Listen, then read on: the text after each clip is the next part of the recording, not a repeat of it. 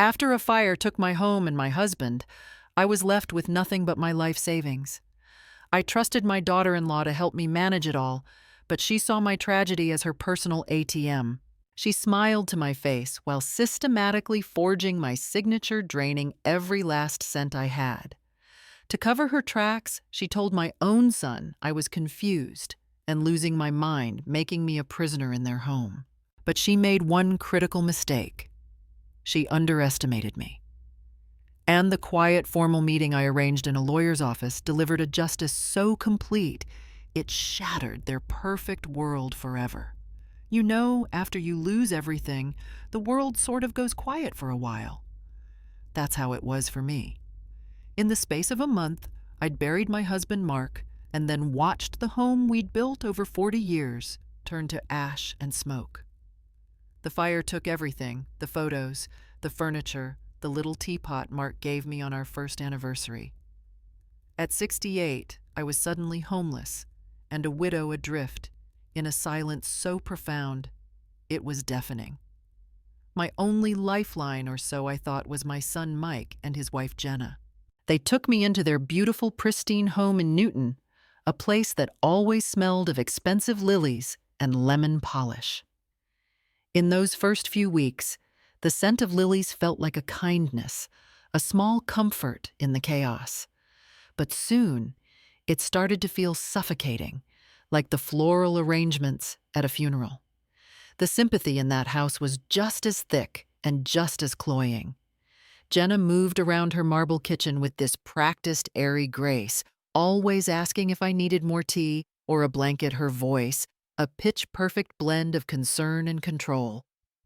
She would pat my hand and tell me I was family, that I just needed to rest and not worry about a thing. Her smiles, though they never quite reached her eyes.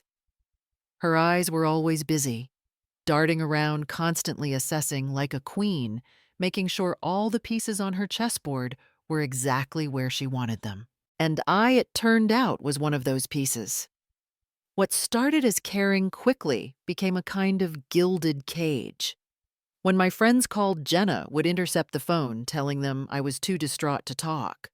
She'd bring in the mail and sort through it, setting aside official-looking envelopes from the bank or the insurance company, with a breezy wave of her hand, saying it was all just boring stuff she would handle for me. My son Mike, bless his heart, saw none of it. He just saw his capable wife stepping up in a crisis. He was so proud of her. He'd say it right in front of me how he didn't know what he'd do without her, and I would just nod. Because what else could I do? I was a guest in their home, a ghost haunting the edges of their perfect life. The moment it all turned, the real betrayal happened on a Tuesday. Grief is a fog, you see. It dulls your senses, slows your thoughts. You move through it on autopilot. Jenna laid a stack of papers out on their enormous dining room table, the wood so polished you could see your reflection. She said it was just some forms for the homeowner's insurance things to get the ball rolling on the rebuild. She mentioned there were a couple of things in there to give her temporary authority to talk to the bank on my behalf, just to save me from having to make all those stressful calls. She'd already marked all the signature lines with little yellow tabs. There were so many of them. I just saw my son's wife, a woman I'd known for 15 years, and I trusted her. I picked up the pen and signed where I was told, my hand moving automatically. My own signature, the one Mark used to say was as elegant as I was, became the key to my own ruin. The first crack in her perfect facade appeared that Friday night. I couldn't sleep. The silence in the house was different at night, heavier. I padded quietly down the carpeted hallway, heading for the kitchen to get some water. That's when I heard it. Jenna's voice coming from the back patio. It wasn't her usual polished, in-control voice. This was a hushed, frantic hiss, stripped bare and raw with terror. I froze in the shadows of the hallway. She was on her phone, her back to me, and the words I heard made the blood in my veins turn to ice. She said the transfer hadn't cleared yet, that she'd used the last of it to cover the minimums. She sounded desperate, pleading with someone that she knew the promotional rate expired on Monday, that she just needed more time. Then came the words that stopped my heart. She said she couldn't ask Mike, that he could never, ever know. I didn't know what transfer she was talking about or what minimums, but I knew with a sudden dreadful certainty that something was terribly wrong. I retreated back to my room, her panicked words echoing in the darkness. A deadline was looming, and a tiny, sharp thorn of suspicion had just pierced the suffocating fog of my grief. By the way, if you're enjoying the story so far, please consider subscribing so you don't miss what's next. We'd also love to hear your own story if you'd like to share it with our community. Now, let's get back to it. I didn't sleep a wink that night. Jenna's panicked words just played on a loop in my head. The next morning, when I came down for breakfast, the fog of my grief had been replaced by a cold, hard clarity. I watched Jenna as she moved around the kitchen, and it was like seeing her for the first time. The mask of the caring daughter-in-law was still there, but now I could see the hairline fractures all over it. I saw the slight tremor in her hand as she poured my coffee, the way her eyes skittered away from mine whenever I looked at her for more than a second.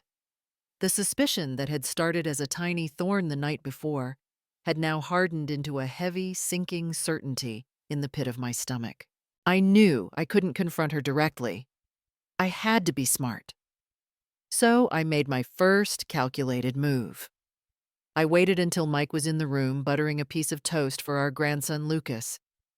I kept my voice deliberately gentle, adding a touch of the confusion everyone expected from me. I asked Mike so casually if he happened to remember the name of that nice manager at Cambridge Trust, the one Mark and I always dealt with. I said I couldn't for the life of me recall his name, David something, and that I was just hoping to give him a call to let him know I was okay. It was a perfectly innocent question. A simple little probe aimed directly at the weakest link in the chain, my oblivious son. Jenna's head snapped up from across the room. Mike, without even looking up from his toast, said, "Of course he remembered. It was Dave Miller, a great guy." But then he added that I shouldn't worry about it, that Jenna was handling all that. I insisted softly, saying I knew, but that I'd just feel better hearing a familiar voice. That's when Jenna's smile became this tight, brittle thing. She told me I was still recovering from the shock, that banks require all sorts of security questions I was in no state to answer. She assured me she had already spoken to them and that everything was fine. I held her gaze my own steady for the first time in weeks and asked if she had spoken to Dave Miller herself. A flicker of pure panic crossed her face. She stammered for a second, saying, well, not him, directly, but his department. She said everything was being processed. The lie was so clumsy, the contradiction so obvious. Even Mike finally looked up, sensing the sudden shift in the room's atmosphere, and asked what was going on. Jenna was on her feet in an instant, clearing plates, her movements quick and jerky. She told him it was nothing, that his mom was just a little confused, which was completely understandable. That quick cover-up, that subtle suggestion that I was losing my mind, it was all the confirmation I needed. Later that afternoon, my chance came. Jenna took Lucas to soccer practice. My own phone was a melted piece of plastic in the ruins of my home, but there was one number I knew by heart. My heart was pounding a nervous rhythm against my ribs as I slipped into Mike's home office and quietly closed the door. I picked up the landline and dialed the number of my oldest and dearest friend, Sarah. Sarah's a retired paralegal with a mind like a steel trap, and right then, she was the only person in the world I knew I could trust. I whispered into the receiver, my back pressed against the door, telling her I couldn't talk for long, but that something was very wrong. I asked her to do something for me and to not tell a soul I had called. I gave her the details of Mark's emergency fund the name of the bank, and the manager, Dave Miller. I just asked her to find out the balance. Please, I begged her, and to call me back on this number in exactly 1 hour. When Jenna came home, the air in the house was different. Her earlier panic had curdled into this oppressive vigilance. She immediately insisted I go lie down for a nap, saying I looked pale. A few minutes later, I heard her in the office, and then the phone line went dead. She'd taken it off the hook, and when I asked about it later, she claimed she was expecting an important work call and didn't want to be disturbed. It was in that moment, standing in that silent, pristine house, that I realized with a chilling clarity I wasn't a guest. I was a prisoner. This wasn't just about money anymore. This was dangerous. I knew I couldn't fight her head on. After that tense breakfast and the dead phone line, I understood that direct confrontation would be a disaster. Jenna was a cornered animal, and you never back a cornered animal into a wall. It will only lash out with everything it has. So I did the last thing she would ever expect. I retreated. I executed a full strategic withdrawal into the role she had created for me. I became the frail, confused, grieving old woman.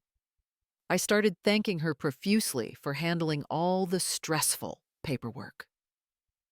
I apologized for my muddled thinking the other day, blaming it on grief and shock.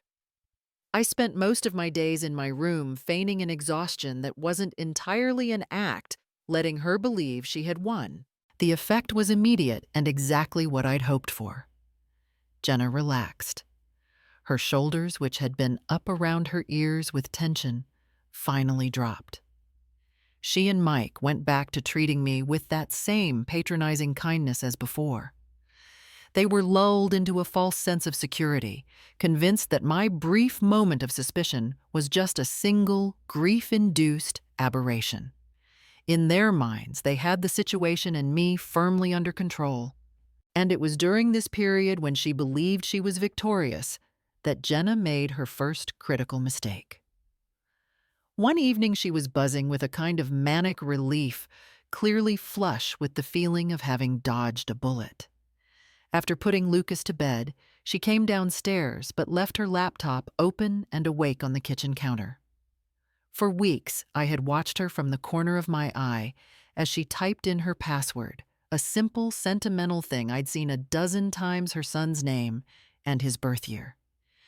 My hands were shaking slightly, but with my heart hammering against my ribs, I padded into the kitchen as if to get a glass of water and walked over to that glowing screen.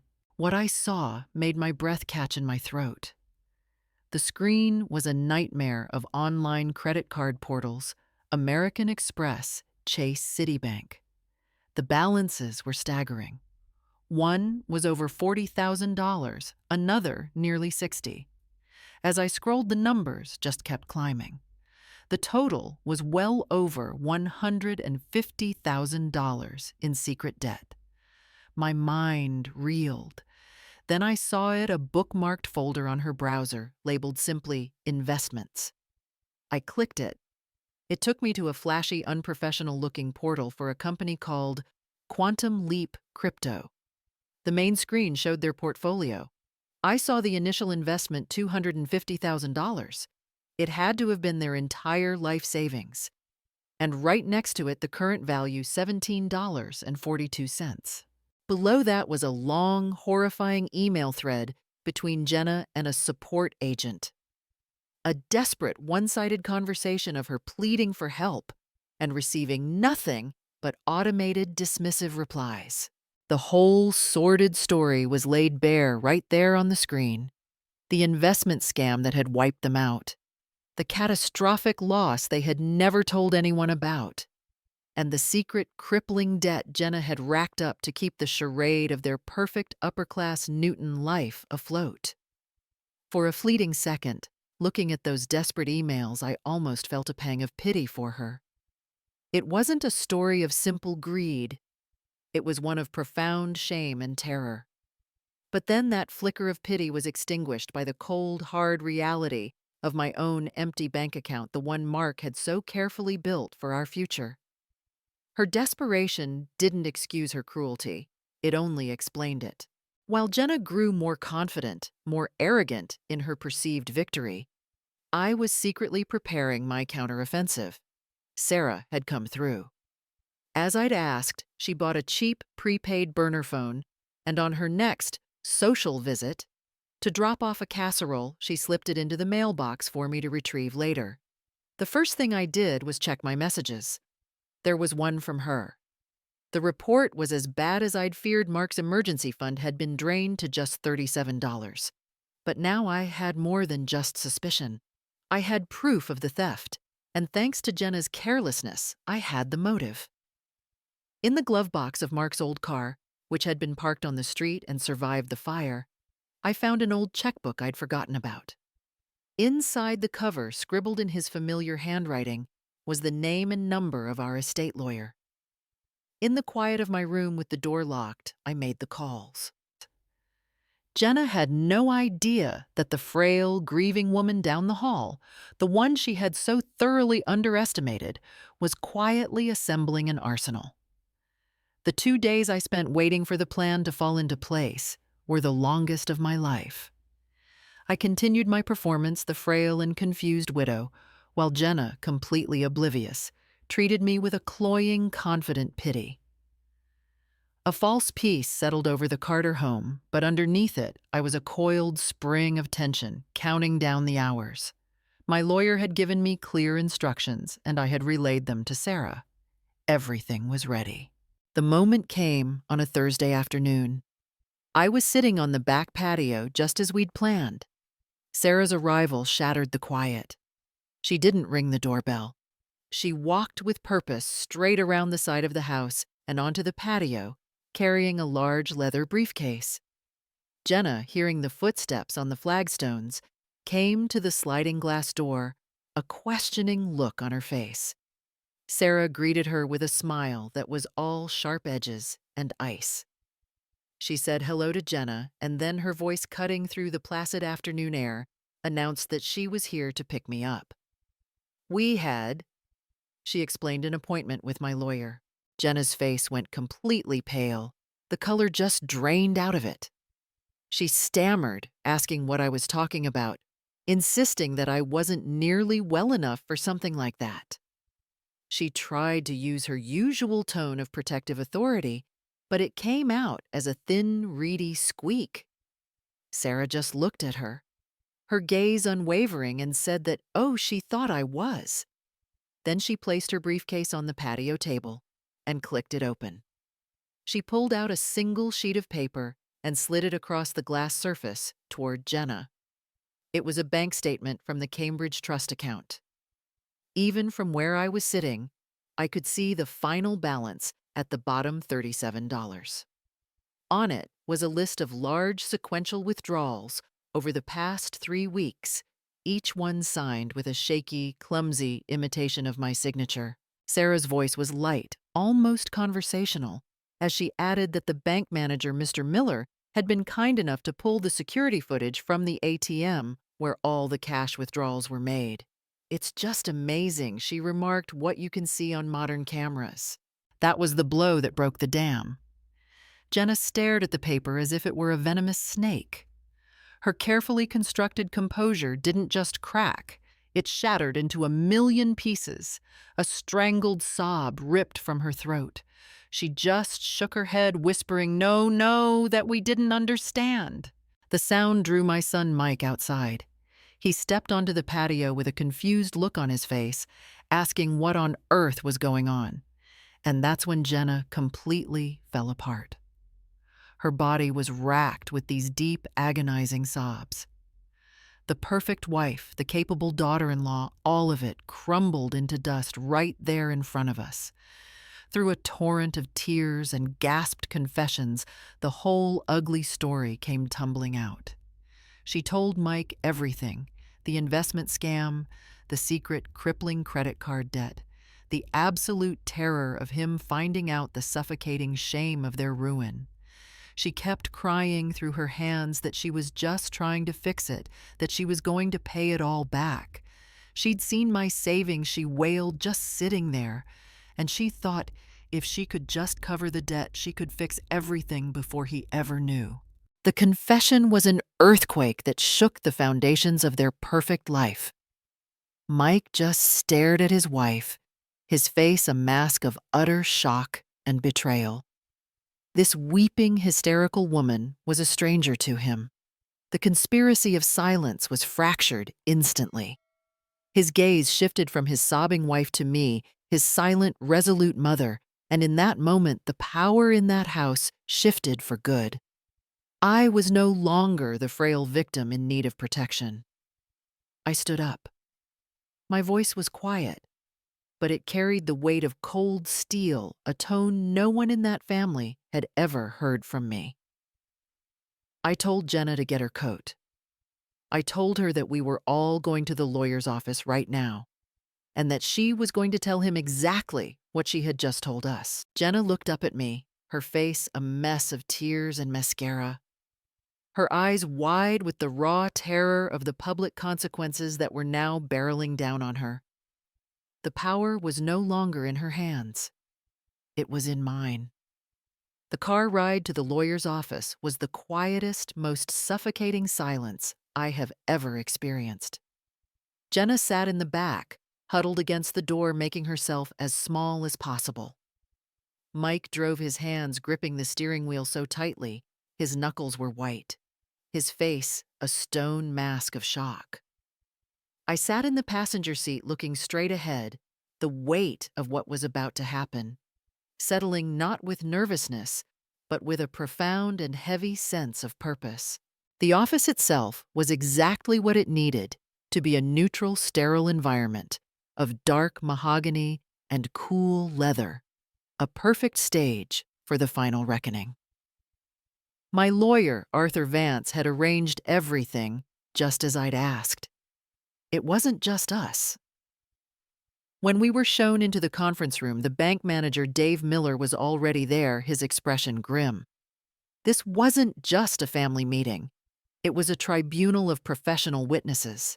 I took my seat at the head of the long conference table. Sarah sat to my right, my quiet, steadfast ally. My son Mike, visibly shaken, sat to my left. Jenna was directed to a chair opposite us, completely isolated. She looked pale and puffy, a ghost of the confident woman who had ruled her home with such authority just hours before. When everyone was settled, I began to speak. My voice was calm and measured. I didn't need to raise it. The silence in that room was absolute. Just as Arthur and I had rehearsed, I laid out the facts one by one, like a prosecutor presenting an airtight case. I started with the fire, and with Mark's funeral establishing the state of profound vulnerability I had been in. I described Jenna's campaign of care, the intercepted phone calls, the managed mail, the constant insistence that I was too confused to handle my own affairs. At my signal, Sarah placed a file in the center of the table. I told them that this was Exhibit A, the power of attorney I was tricked into signing. Arthur slid it across the polished wood to Jenna. He asked her, his voice devoid of emotion, if the handwriting on the document describing the scope of authority was hers. Mute with shame, Jenna could only give a pathetic little nod. Next, Sarah turned a laptop to face the room and pressed play. It was the security footage from the Cambridge Trust ATM. The camera was unforgiving. There was Jenna, her face anxious and drawn, looking over her shoulder as she withdrew thick stacks of my money day after day after day. The real judgment, the one that landed like a physical blow, didn't come from me. It came from the sharp, audible intake of breath from Dave Miller. He looked at Jenna, his voice cold with a professional offense that was far more damning than any personal anger. He reminded her that she had sat in his office, looked him in the eye, and lied, claiming the withdrawals were for home repairs that I had personally authorized. Finally, I laid out the rest of it. The bank statements showing the systematic draining of the account, the timeline of the fraud, and a printed summary of the catastrophic debt I had discovered on her laptop. The full depth of her deception was exposed, stripped bare of any justification. The weight of the collective silent judgment in that room pressed down on Jenna until she seemed to shrink in her chair, a collapsed version of her former self. The climax was not a screaming match. It was the quiet, devastating delivery of consequences. I looked directly at Jenna, my gaze steady. I told her, my voice clear and final, exactly what was going to happen. She would sign a full, legally binding confession right now. She and Mike would take out a second mortgage on their home to repay every single cent she had stolen. I was revoking the power of attorney effective immediately, and she would have no further access to my finances or my life. I glanced at my son, my voice softening for just a moment, and said that our relationship was something we would have to figure out later. But my relationship with her, I said, turning my gaze back to Jenna, was over. I delivered the terms not with rage, but with the cool, unbreakable finality of a judge passing sentence. This wasn't about cruelty. It was about proportionate justice. It wasn't about destroying Jenna, but about reclaiming the future she had tried to steal from me and drawing a boundary of solid steel. The truest consequence, I knew, was her sitting there stripped of all her lies, exposed as a failure and a fraud, in front of the very people whose professional approval she had valued more than her own integrity. After the storm of that day in the lawyer's office, what followed wasn't more shouting or drama, but a landscape of fractured relationships and quiet, grinding ruin. Jenna and Mike did what they had to do. They took out the second mortgage on their beautiful home, and the weight of that new debt became a constant, crushing reminder of the deception. The restitution money appeared in my new secure bank account, every single cent accounted for. But money couldn't fix the other things that were broken. The trust between my son and me was gone, replaced by an awkward, painful distance that felt wider than any ocean. For Jenna, the consequences were a slow public fall from grace. Stripped of her social standing and the financial facade she had fought so desperately to maintain, she began a difficult path towards something that looked like accountability. Mike, I learned later, had made it a condition of their marriage surviving. She had to go to therapy. She had to finally confront the deep-seated shame and fear that had driven her to such cruelty. There was no sudden, tearful redemption. There was only the grueling, day-by-day work of rebuilding a life from the rubble she had made. She sold her luxury SUV. They canceled the country club membership. She even got a part-time job at a local boutique in Newton, a humbling, visible come-down in a town that judges success by what you own and where you belong. My son Mike was caught in the middle of it all, struggling with a dual betrayal from the two most important women in his life. He slowly began to understand the depth of my strength and the shocking fragility of the perfect life he thought he had. We started talking again once a week on the phone. The calls were stilted at first, full of long pauses and unspoken words. But he kept calling, and I kept answering. It was a start. But while their life was about contracting, mine was about expanding. I thrived. I decided not to rebuild the old house. It was full of memories, yes, but it was also the past. Instead, I bought a small, elegant condo in the heart of Boston, a place that was entirely my own.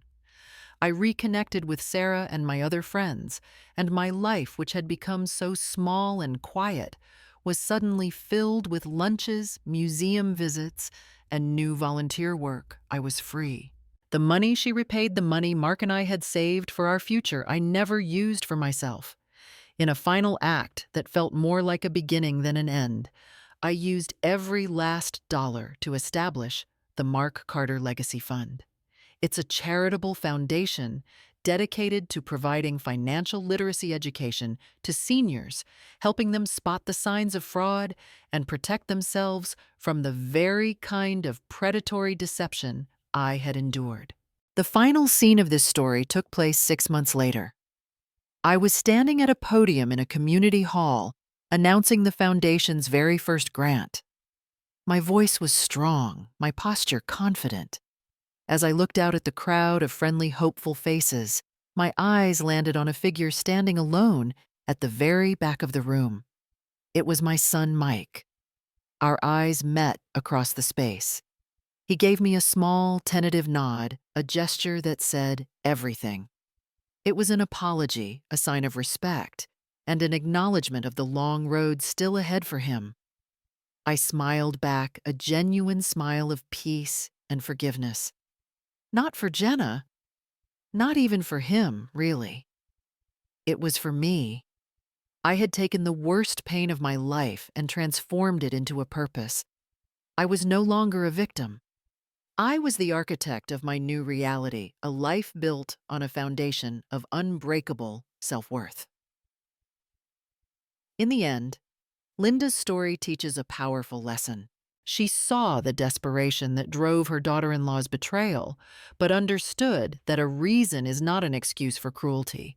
Her true victory wasn't just reclaiming what was stolen, but in transforming her personal pain into a public purpose. She proved that the most profound justice isn't about punishing the guilty, but about rebuilding a life with unshakable integrity, turning a story of loss into a legacy of strength and wisdom for others to follow.